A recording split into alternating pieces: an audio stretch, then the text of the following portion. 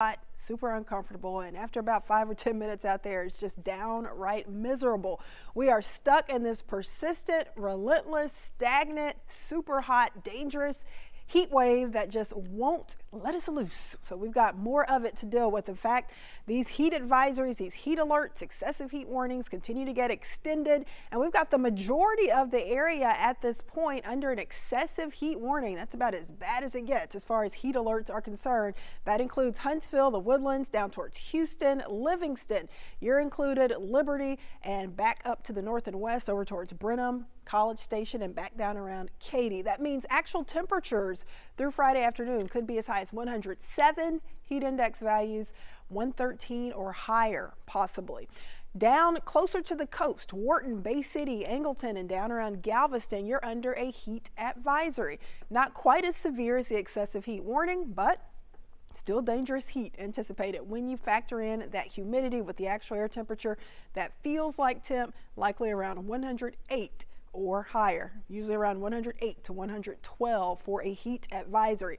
Let's check out those temperatures right now, and we are feeling that heat, widespread triple digits showing up on the map, with the exception of some of our coastal spots, but farther inland, we've got just about everyone feeling those triple digits, with the exception of Livingston. But Huntsville 105, Conroe 103, Bush Airport 102, just as hot almost down around Hobby Airport 101 and 103 for you in Belleville, 102 in Sugar Land, and 101 for you in Pearland. That's bad enough, but when you throw in the humidity to the mix, we are talking about those temperatures feeling even worse. It feels like it's 116 right now in Tomball, 112 for Houston. It feels like it's 117 if you're out and about in Sugar Land, maybe trying to get some things done outside in the yard, maybe out trying to run some errands. Just going from the car to the store is pretty miserable, just being out there for a couple of minutes. Galveston, if you're heading to the beach, maybe in Galveston, 112, that feels like temperature there. So we've got some dangerous heat out there, and I always want to show this graphic to remind you that you need to be checking your car, especially that back seat. Make sure you're not leaving your kids, you're not leaving your pets in that closed hot vehicle that heats up super fast. With an outside temperature right around 100, which is where most of you are right now, that hot car will heat up to around 119 after about 10 minutes, close to 130 after about 20 minutes. That car temperature around 134 degrees after 30 minutes, and then just super unbearably hot after an hour, up to 143 degrees. That's why we hear about so many car tragedies and even deaths with kids left in cars during this type of heat. So just make sure that you double check, you triple check your vehicle before you walk away. You can always set a reminder on your phone. You can put something in the back seat that would make you go back there to check. That would kind of trigger your memory to go check, because we don't want any more of those hot car fatalities. Not only are we dealing with the heat, but we've got the dangerous fire conditions that continue to get worse out there, and we have a fire weather warning, not for Houston. Fire danger remains elevated for Houston, but the worst of that fire threat off to the north and west. So that fire weather warning does include Brenham over towards Washington County, and it also includes all of Grimes County until 10 p.m. tonight. That could potentially get extended into Friday, but right now it is set to end at 10 p.m. What are we talking about when we're talking about the ingredients for these wildfires? Well, you really need very dry air. We all know it's been hot and mainly dry. That humidity continues to get lower back to the northwest of Houston. Around 30% or lower would be ideal. High winds around 15 to 20 miles per hour. We've had that the last couple of days. Dry fuels, that grass, that brush, etc., and that source of flame. So the ingredients coming together for that high fire danger, especially west and northwest of the Houston area. You can see that low relative humidity representing that dry air back towards College Station and Brenham. Air not quite as dry for Houston. That's why we've got that feels like temp above 110, but very dry air, and those gusty conditions out there will mean the high risk for more of these wildfires developing and spreading quickly, especially back towards College Station and Brenham, and we can't even rule it out farther east and southeast down around the Houston area. So we desperately need the rain. That would help with that high fire danger.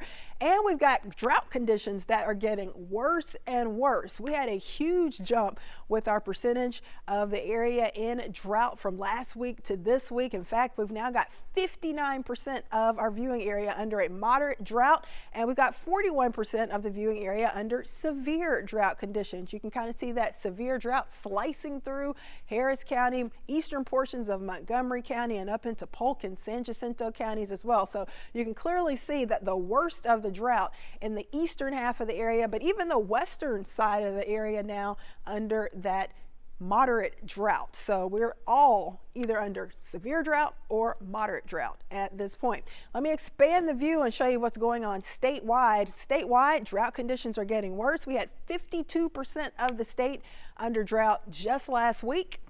As of this morning's update to our drought monitor, now close to 70% of the state under those drought conditions, and that is up 16% from last week. So we are certainly going to be dealing with some very dry conditions. We need a change. We need a break from this weather pattern, but we just can't seem to get rid of this area of high pressure. This is the big heat dome that you hear us mentioning over and over and over again. It's just still sitting there, and notice that threat for any showers or maybe severe storms riding up and over that area of high pressure, and that is where the threat for that heaviest rain will be. So we're kind of getting blocked from any decent shot for rain. So we've got all sorts of issues. We got the dangerous heat, we got the high fire danger, and we got the very dry conditions leading to an increased threat for more severe drought conditions. Also, if you're heading to the beach, we've got issues there still as well. We've got a high risk for rip currents. It's kind of windy out there, and we've got those rip current risks still with us. So not a great time for swimming. Even if you're a really experienced swimmer, you may want to wait a while before you get in the water. And if you get in the water, make sure that a lifeguard is nearby, because even experienced swimmers can have issues with these rip currents. That rip current statement, that higher rip current risk all the way through 10 p.m. Friday. So if you're heading out to the beach over the next couple of hours, that caution flag is at the red level for that high rip current risk. We've still got a lot of sunshine, so throw in the sunscreen. Make sure you got the hat, the glasses, maybe an umbrella to get under while you're at the beach, because it is going to be super hot right now, 92 degrees, and there is that threat for the rip currents through tomorrow night. Let's switch gears and quickly talk about what's happening in the tropics. Still for the Atlantic basin, the Atlantic Ocean, Gulf of Mexico, Caribbean, no tropical cyclone activity expected during the next 7 days. Still quite a bit of Saharan dust out there, but once we start to get rid of that dust over the next few weeks, check out these water temperatures. They are unusually warm, near record levels, well into the 80s, 90-degree water temps showing up near the southern coast of Florida. And for that reason, the National Oceanic and Atmospheric Administration did another update to the Atlantic hurricane season outlook today. And this is what it shows. It basically shows an above average remainder of the season. There's a 60% shot now for an above normal hurricane season, and they're now going for 14 to 21 named storms, 6 to 11 hurricanes, and 2 to 5 major hurricanes. That is up from the update they did in May. So these numbers have increased, even though we are experiencing pretty much a lull in the Atlantic basin for now. We are expecting things to potentially get more active with that very warm water out there acting as fuel for these potential tropical cyclones. We don't want a hurricane coming towards us, but we could certainly use some rain. But we've got not one, but 2 areas of high pressure blocking any of that major rain right now. We are stuck in this pattern for at least another week before things could potentially start to change.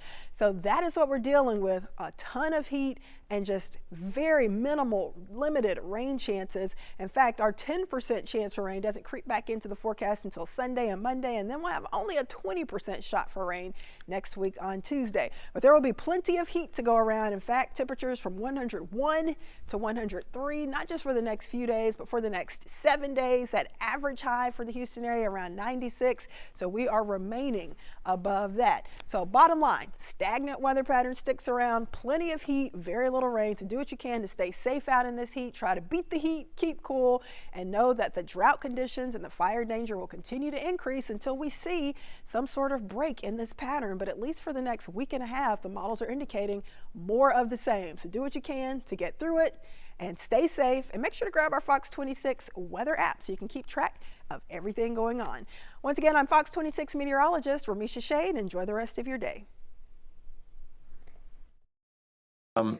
And this is indeed one of the most important